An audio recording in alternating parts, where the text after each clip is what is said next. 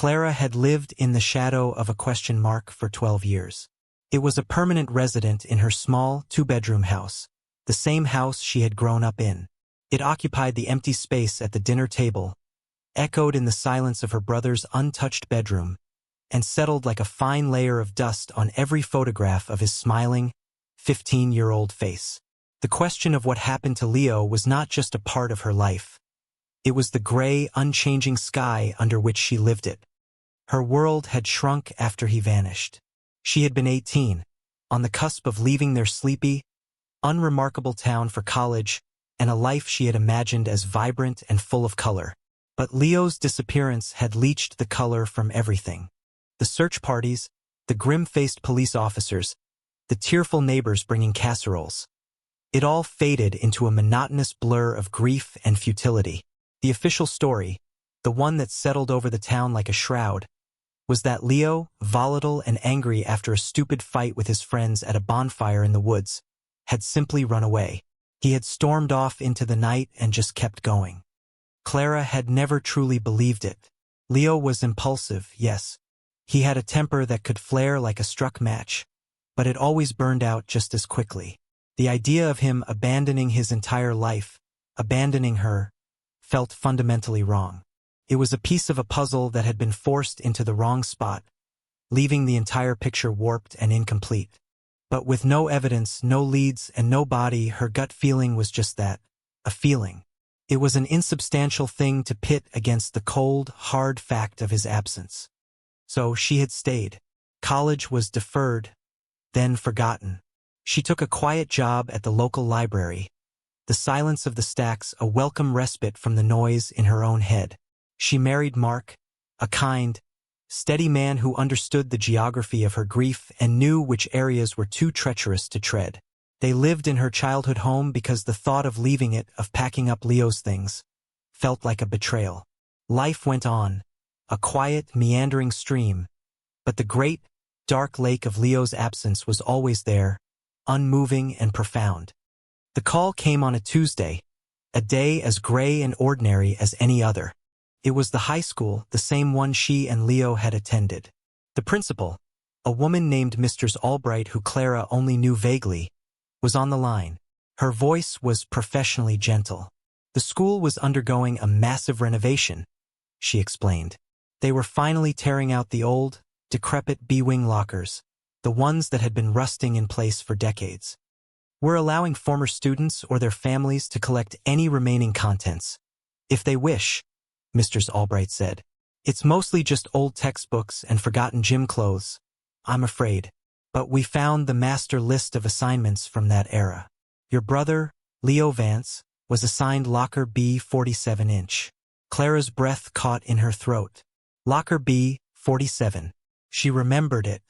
She remembered leaning against the cool metal, waiting for him after class, the scent of his cheap cologne and the sound of his laughter echoing in the crowded hallway. The thought of opening it after all this time felt both pointless and necessary. I'll be there, she managed to say, her voice thin. Mark was hesitant.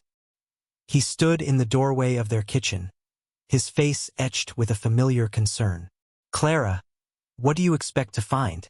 It's been 12 years. It's just a locker. I know, she said, pulling on her coat. She could not explain the pull, the sudden, sharp tug of obligation. It was a loose thread, and she had to follow it, even if it led to nothing. I just have to. The B-wing of Northwood High was a time capsule. The air was thick with the dust of construction and the phantom smell of chalk and floor wax. A harried-looking custodian led her down the dim, fluorescent-lit corridor to a long bank of dented, olive-green lockers. He pointed to one near the end. B-47, he grunted, handing her a pair of bolt cutters. The original lock was long gone, the door held shut by a simple clasp and a thick layer of rust. Clara's hands trembled as she positioned the cutters. With a dull snap, the metal gave way. She pulled the door open, a screech of protesting hinges echoing in the empty hall. The inside was sparse. A faded chemistry textbook, a dog-eared copy of a fantasy novel she had given him, and a crumpled sweatshirt. It was exactly what Mark had predicted. A collection of meaningless artifacts, ghosts of a boy who was no longer there. A wave of familiar disappointment washed over her, cold and heavy. She reached in, her fingers brushing against the cold metal at the back of the locker. She ran her hand over the names and declarations of love scratched into the paint by generations of students. And then she felt it, a slight give, a looseness near the bottom corner of the back panel. Her heart gave a painful thump. Her fingers, suddenly nimble, probed the edge. It was a thin sheet of metal, cleverly wedged into place. She worked it free, her nails scraping against the steel. It came away in her hand, revealing a shallow, hidden compartment behind it. It was not much, just a few inches deep. But it was not empty. Lying inside was a single Polaroid photograph and a small, ornate, old-fashioned key. She picked up the photo first. Her breath hitched. The image was grainy, the colors slightly washed out, but there was no mistaking the face. It was Leo. He was staring directly at the camera, but his expression was one she had never seen before. His eyes were wide, his mouth a tight, thin line. It was not the face of an angry runaway. It was the face of pure, undiluted terror. He was inside, somewhere dimly lit. The background was just a plain, paneled wall. But the most chilling detail was his shirt. It was a concert t-shirt for a band that had not even formed until 6 months after he disappeared. Her blood ran cold. This photograph was taken long after he was supposedly gone. He had not run away. He had been here, or somewhere nearby, held captive. A choked sob escaped her lips. The custodian glanced over, a flicker of concern on his face. "You all right, miss?" Clara could only nod, shoving the photo and the key deep into her coat pocket. The world, which had been static for so long, had suddenly tilted on its axis. The gray, unchanging sky had cracked open, and something terrible and unknown was beginning to peer through. The question mark that had haunted her life had just sharpened into a terrifying exclamation point. Back in the sterile safety of her kitchen, the photograph and the key lay on the table like alien objects. Mark stared at them, his skepticism dissolving into a stunned silence. The concert t-shirt was undeniable proof. It shattered the comfortable narrative the town had built, the one they had all learned to live with. "He was alive," Clara whispered, her voice raw. "He was alive, and he was scared, and someone took this picture of him." She traced the outline of Leo's face with a trembling finger. The fear in his eyes was a physical thing, a silent scream that reached across the years and clawed at her heart. He was pleading with whoever was on the other side of that lens. Or perhaps he was pleading with her. "Find me." The key was the next enigma. It was heavy, made of dark, tarnished brass. The head was circular, with an intricate, almost floral pattern cut into it. It was nothing like a modern key. It felt ancient, like something that would open a sea chest or a forgotten attic door. It certainly did not belong to a high school locker. "What do we do?" Mark asked, his voice low. He ran a hand through his hair, his composure finally cracking. "We have to go to the police, right?" Clara hesitated. The police. 12 years ago, they had been a wall of professional sympathy and procedural dead ends. They had listened to her frantic insistence that Leo would never run away, patted her hand, and spoken of teenage rebellion and the lure of the open road. They had treated her like a hysterical older sister, her grief clouding her judgment. Would they be any different now? An old photograph and a strange key found in a locker? Felt flimsy, like trying to build a bridge out of smoke. "Who do we even talk to?" she wondered aloud. "Chief Brody retired years ago. Most of those detectives are probably gone." "Then we talk to whoever is there now," Mark insisted, his voice gaining a hard edge of resolve. "This changes everything, Clara. This proves you were right all along." But a cold knot of dread was tightening in her stomach. If Leo was held captive, it was by someone who knew how to remain invisible. Someone who had watched the search parties comb the woods, had seen the missing posters fade in the sun, and had kept their secret locked away for over a decade. That person was not a stranger who had passed through town. They were one of them. They were still here, living their life hidden in plain sight. Her mind began to race, sifting through the faces of the past. Teachers, neighbors, his friends' parents. Who had access? Who had the power, the trust, to make a teenage boy disappear without a trace? The school. It all came back to the school. The locker was there. The photograph was hidden there. A name surfaced in her memory, unbidden. Principal Thompson. He had been the principal back then. A pillar of the community universally admired. He had been so kind, so publicly devastated by Leo's disappearance. He had stood before the student body, his voice thick with emotion, urging anyone with information to come forward. He had personally comforted Clara's parents, assuring them the school would do everything in its power to help. He had been a rock. "What is it?" Mark asked, seeing the look on her face. "Thompson," she breathed. "Mr. Thompson. He was in charge of everything." "The principal?" "Clara, he retired years ago. He's an old man. What could he possibly have to do with this?" "I don't know," she admitted. "But he was there. He knew every corner of that school. He knew all the students. He knew Leo." The suspicion was a wild, illogical leap, but it landed with a sense of terrifying certainty. He was the wolf who had worn the shepherd's clothes. "No," she said, shaking her head, a decision forming. "Not the police. Not yet. I need to talk to him first." Mark's face was a mask of alarm. "Absolutely not. Clara, that's insane. If you're right, if he's involved in any way, you can't just walk up to his door." "I'm not going to accuse him of anything," she countered, her voice hardening. "I'm just going to show him the photo. I want to see his face when he sees it. I need to see how he reacts." It was a reckless plan, born of 12 years of frustration and a sudden, desperate need for answers. She knew Mark was right. It was dangerous. But the image of Leo's terrified eyes was burned into her mind. She had failed him for 12 years by accepting the silence. She would not fail him now by being afraid. "I have to do this, Mark," she said, her tone leaving no room for argument. "For Leo." He looked at her, his love for her warring with his fear for her. He saw the stubborn set of her jaw, the same one Leo used to have when he was determined to do something foolish. Finally, he let out a long, defeated sigh. "Then I'm going with you. I'll wait in the car." "But you are not going alone."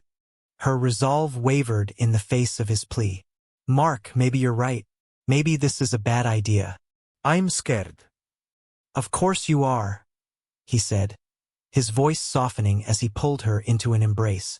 "But you're also the strongest person I know. You've carried this for so long. If you think this is the way, then we'll do it. But we do it carefully. We are not going to be reckless." Clara nodded against his chest, drawing strength from his reluctant support. The plan felt less like a wild lunge in the dark and more like a calculated first step. She would confront the ghost of the past, not with an accusation, but with a simple, undeniable piece of it. A photograph, and she would watch. She would watch the man who had comforted her family and see if a monster looked back. Mr. Thompson lived in a meticulously maintained colonial on the other side of town, a quiet street lined with old oak trees. It was the kind of house that spoke of a life lived correctly, of order and respectability. As Clara walked up the stone path, the weight of the photograph in her pocket felt immense. Mark was parked across the street, a silent, anxious sentinel in their sedan. She rang the bell. After a moment, the door opened, and there he was. Time had been kind to him.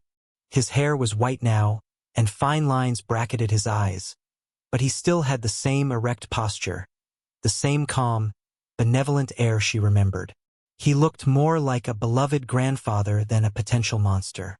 Doubt began to creep in, cold and unnerving. "Clara Vance," he said, a warm, practiced smile spreading across his face. "My goodness, it's been years. Please, come in." He led her into a living room that was as immaculate as the house's exterior. Everything was in its place. Leather-bound books on the shelves, framed accolades on the walls, a grandfather clock ticking softly in the corner. It was the home of a man who valued control. "To what do I owe the pleasure?" he asked, gesturing for her to sit in a plush armchair. "Can I get you some tea?" "No, thank you, Mr. Thompson," she said, her voice steadier than she expected. "I won't take much of your time. I came because they found something at the school. In Leo's old locker." His expression shifted to one of gentle, professional concern. "Oh? I heard they were finally clearing out that old wing. I hope it wasn't anything too upsetting." This was it. Her heart hammered against her ribs. She reached into her pocket and pulled out the Polaroid, holding it out to him. "They found this." He took the photograph from her. For a fraction of a second, his calm facade flickered. His eyes widened almost imperceptibly, his grip on the small square of cardboard tightening. It was a micro-expression, there and gone in a blink, but Clara saw it. It was the crack in the porcelain mask. Then the mask was back in place, stronger than before. He looked up at her, his face a perfect picture of sorrowful confusion. "Oh, my dear girl," he said, his voice laced with pity. This is awful. Where did this come from?" "It was hidden in the back of his locker," she said, watching his every move, every twitch. "Mr. Thompson, look at his shirt. That band. It didn't exist until months after he went missing." He stared at the photo again, feigning a dawning horror. "Good heavens. You're right. This must have been some kind of cruel, tasteless prank. Perhaps one of the other boys. They could be so thoughtless at that age. To take a picture of him and then alter it like this. It's monstrous." The explanation was plausible. It was perfectly, reasonably plausible. And it was a complete and utter lie. Clara felt it in her bones. He was deflecting, creating a story to contain the dangerous truth of the object in his hand. He was testing her, seeing if she would accept the simple, less painful explanation. "There was something else," she said, pushing forward. She pulled out the ornate key. This was with it. He glanced at the key, his dismissal immediate and total. "That looks like one of the old maintenance keys from the school. They were always getting lost. Probably just some junk a student found and tossed in there." He handed the photo back to her, his movements smooth and controlled. "Clara, I understand why this is so upsetting for you. It reopens old wounds. But you must be careful not to let your imagination run away with you. Boys can be incredibly cruel to one another. I suspect this is nothing more than a ghost from the past, a very nasty one, meant to cause pain." He was managing her, patronizing her, trying to gently place her back into the box of the grieving, hysterical sister. His calmness was more damning than any outburst could have been. It was the calmness of a man who had kept a terrible secret for 12 years and had no intention of letting it go now. "You're probably right," she said, the lie tasting like ash in her mouth. She stood up, forcing a small, wavering smile. "Thank you for your time, Mr. Thompson. I'm sorry to have bothered you." "Not a bother at all, my dear," he said, walking her to the door. He placed a hand on her shoulder, a gesture that was meant to be comforting but felt like a brand. "Take care of yourself. Don't let this drag you back down into that dark place." As she walked back to the car, the cool air felt sharp and clean after the stale, controlled atmosphere of his house. Mark looked at her, his face riddled with questions. "He's lying," Clara said, the words coming out with absolute certainty as she slid into the passenger seat. "He's involved.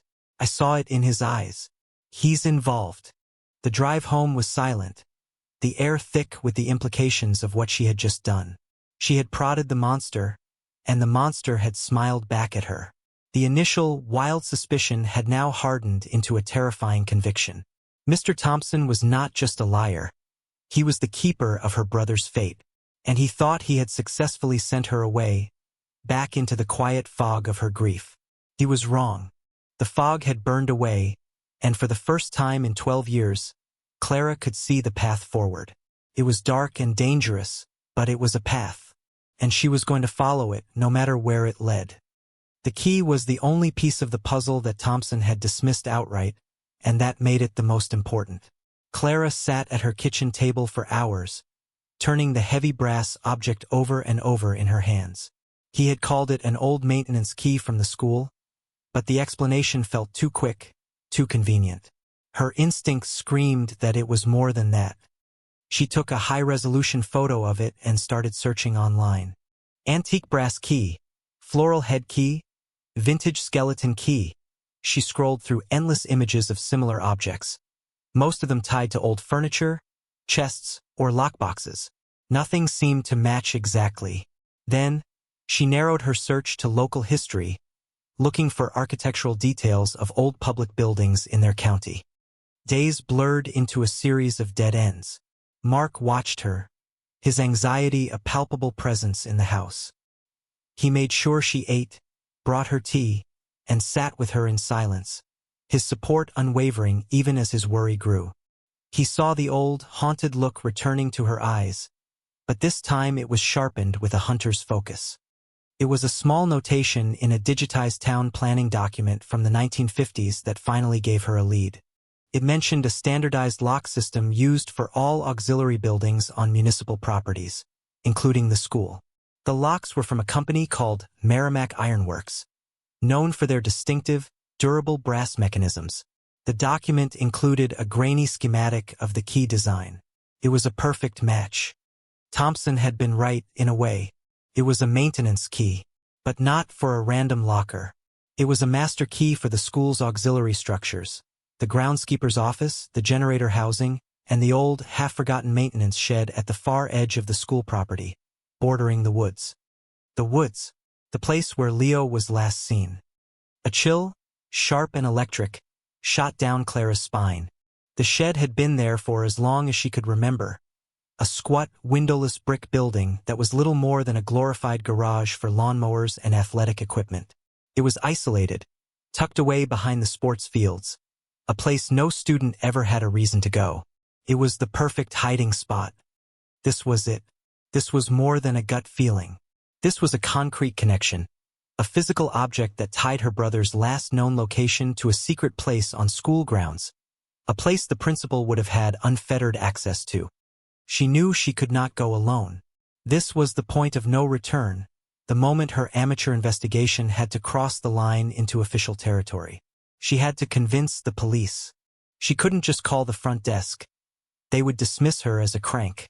She needed to speak to a detective directly, someone who might listen. She found a name online, Detective Miller.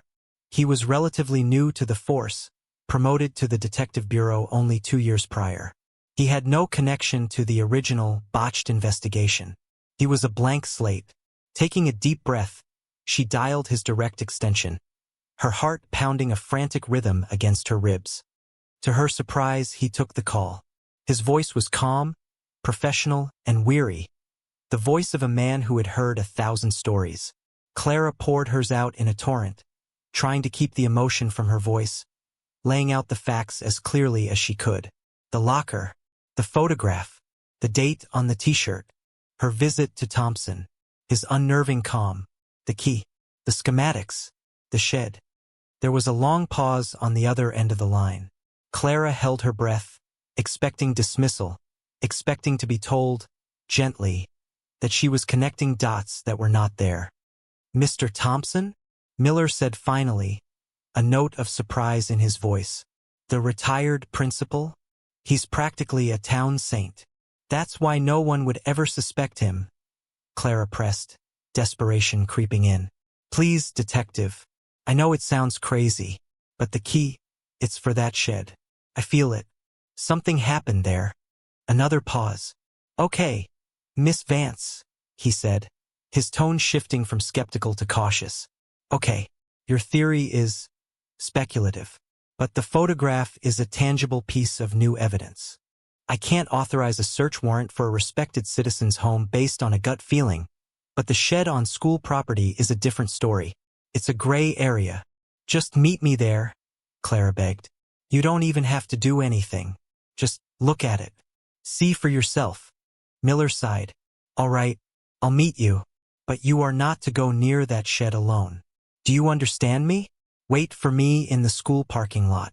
I'll be there in 30 minutes. Do not go there by yourself."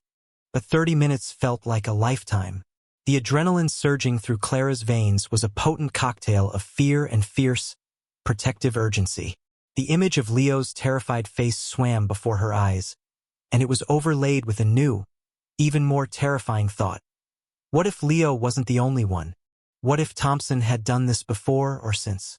What if the shed was still in use? The thought was a spur driving her to act. Waiting was a luxury she could not afford. She grabbed her coat and the key, ignoring Mark's frantic protests. "I'm just going to the parking lot, Mark. I'll wait there. I promise."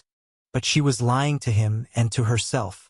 As she drove toward the school, the compulsion to know, to see for herself, was overwhelming. She parked her car not in the main lot, but on a side street near the athletic fields, her promise to the detective already broken.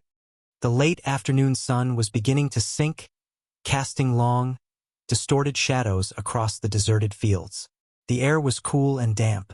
The maintenance shed stood exactly as she remembered it, a squat, silent monolith of faded red brick at the edge of the woods. It looked mundane, forgotten, innocent. Her feet carried her across the damp grass, her heart a frantic drum against the quiet of the evening. She reached the heavy wooden door. A modern, industrial padlock hung on the hasp, but beside it was an older, inset lock, dark with age and grime. It was the lock from the 1950s. With a hand that shook so badly she could barely control it, she slid the brass key into the old lock. It resisted for a moment, then turned with a loud, grating click that seemed to shatter the silence of the world. The door was unlocked. Her breath caught in her throat. She was right. This key, the one hidden with the picture of her terrified brother, opened this door. For a moment, she was frozen, paralyzed by the confirmation of her worst fears. She knew she should wait for Miller. It was the smart thing to do, the safe thing. But then she heard it, a faint sound from within, a muffled thump. Ice flooded her veins. Someone was inside, right now. All thoughts of her own safety evaporated, replaced by a primal, roaring instinct to protect. She pulled the door open just a few inches, peering into the gloom. The interior smelled of oil, dirt, and something else, something stale and sour. The main area was filled with the expected clutter. Rusted lawn equipment, bags of fertilizer, old hurdles. But against the far wall, there was another door, a heavy, windowless steel door secured with a brand-new, heavy-duty padlock. And at the foot of that door was a small, blue backpack. It looked new. It did not belong here. The muffled thump came again, from behind that steel door. This was not a ghost from the past. This was a living nightmare, and it was still happening. A child, another child, was in there. The realization hit her with the force of a physical blow. She stumbled back, pulling her phone from her pocket, her fingers fumbling with the screen. She dialed Miller, her voice a choked, frantic whisper when he answered. "He's here," she gasped, the words tumbling out. "Not Thompson, a kid. There's a kid locked in a room in the shed. You have to come now. Now!" There was no time for questions.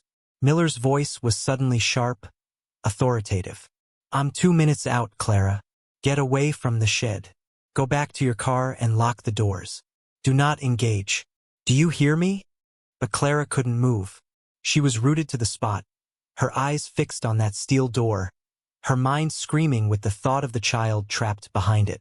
She had found the monster's lair, and the monster had been active. The wail of a distant siren began to cut through the evening air, growing closer with each passing second. The sound was both a promise of rescue and a terrifying announcement. Thompson, or whoever was involved, would hear it too. She was no longer just an investigator. She was a witness at an active crime scene, and the danger she was in had just become terrifyingly, immediately real. The 2 police cruisers slid to a halt on the access road, their tires skidding on the gravel, lights flashing but sirens now silent. Detective Miller emerged from the driver's side, his face grim, his weapon drawn.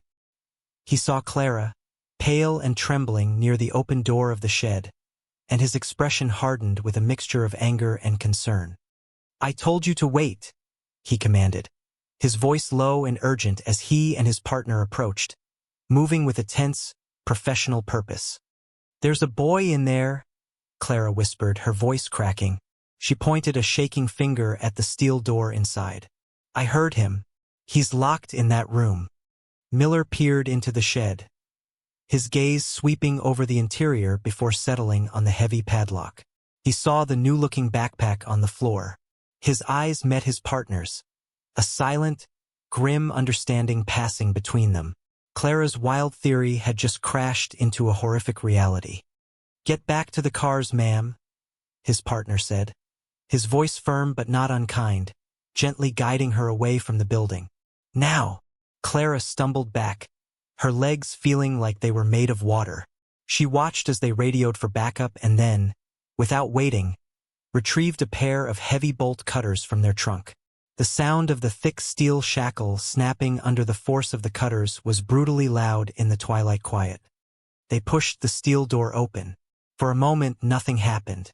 Then, a figure emerged from the darkness, blinking in the sudden light.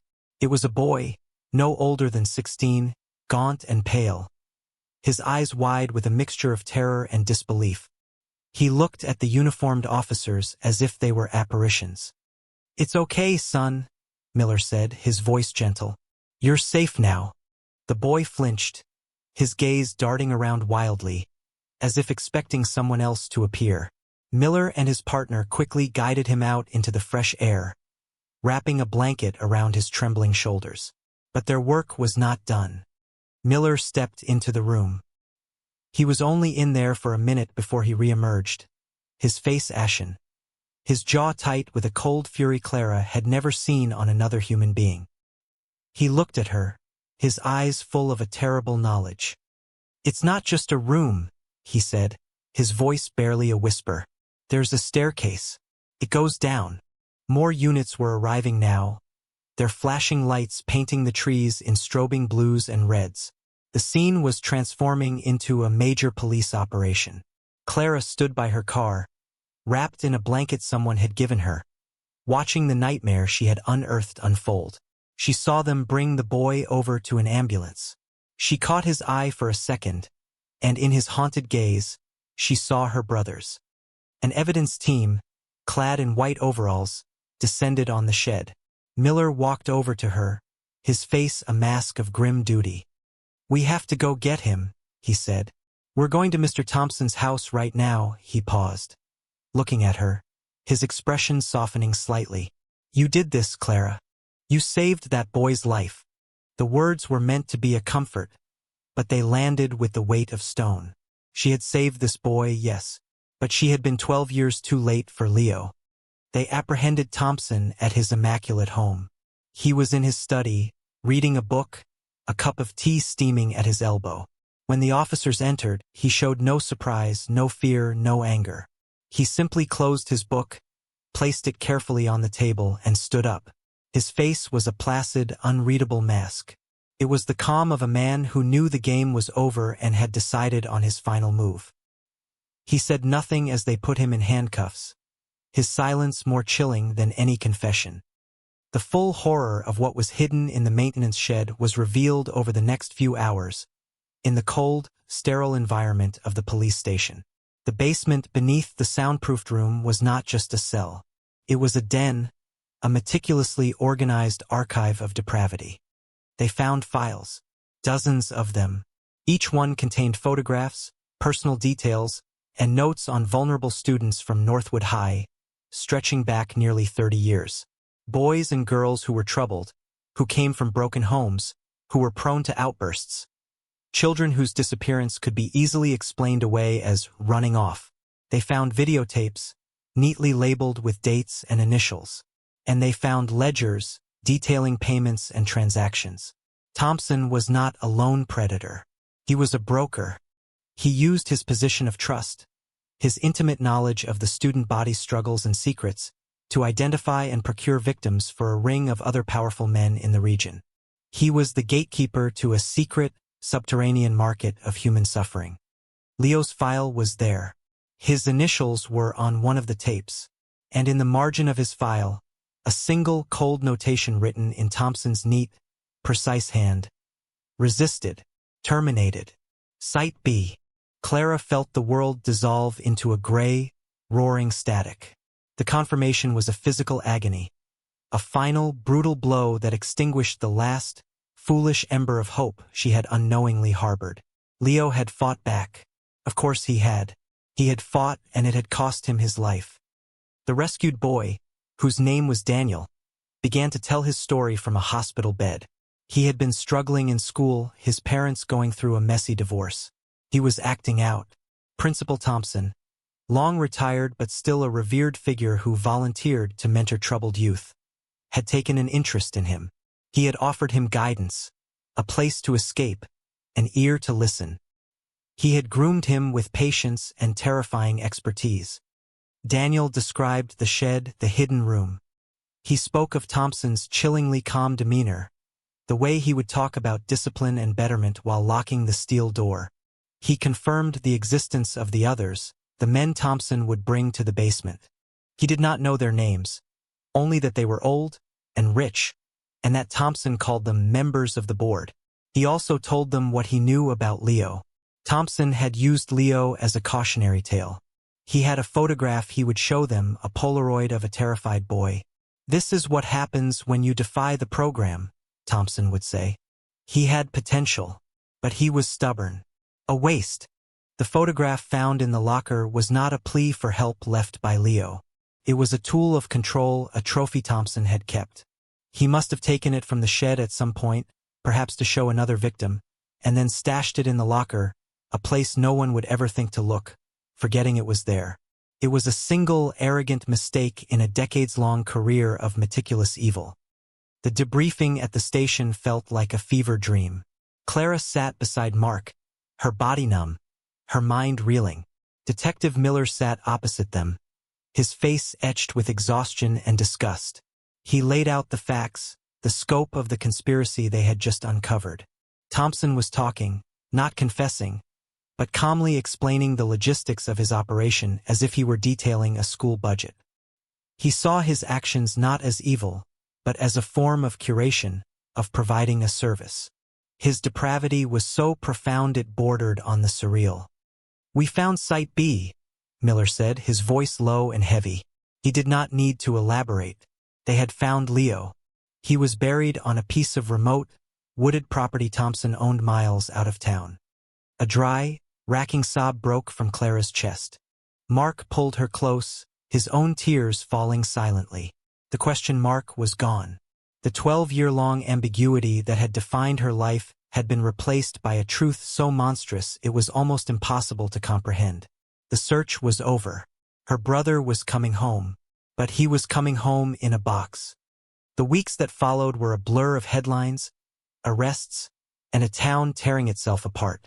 The members of the board, a local judge, a wealthy businessman, a respected doctor, were taken into custody. The community that had revered Thompson as a saint now had to face the reality that he was a monster who had preyed on their children for a generation.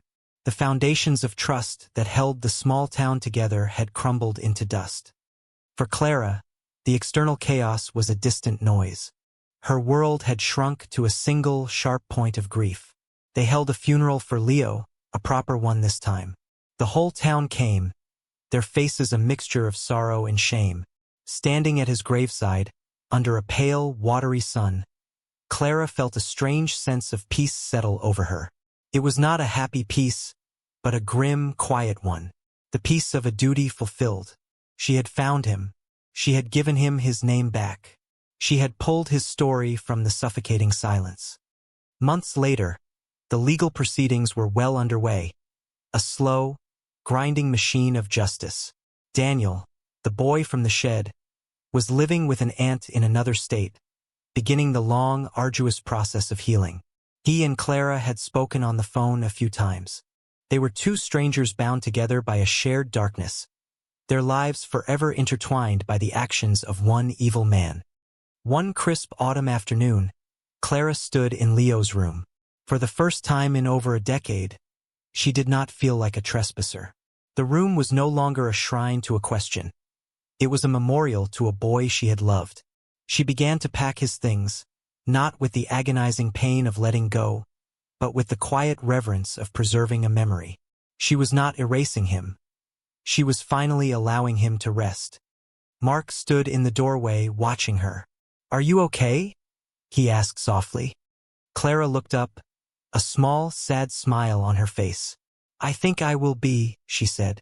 The grief was still there, a permanent part of her landscape, but it was no longer a vast, dark lake threatening to drown her. It was a river now, flowing through her, a current of sorrow and love that would always be a part of who she was. The sky above her was no longer a flat, unchanging gray. There were clouds, yes, and the certainty of future storms, but there was also, finally, the possibility of blue. Her life was no longer defined by her brother's absence, but by the fierce, enduring love that had refused to let him be forgotten. She had walked into the darkest corner of human nature, armed with nothing but a sister's intuition and a stubborn refusal to look away. She had not found the happy ending she might have dreamed of as a girl, but she had found something far more profound. A terrible truth, a measure of justice, and the quiet, resilient strength to finally, truly, begin to heal.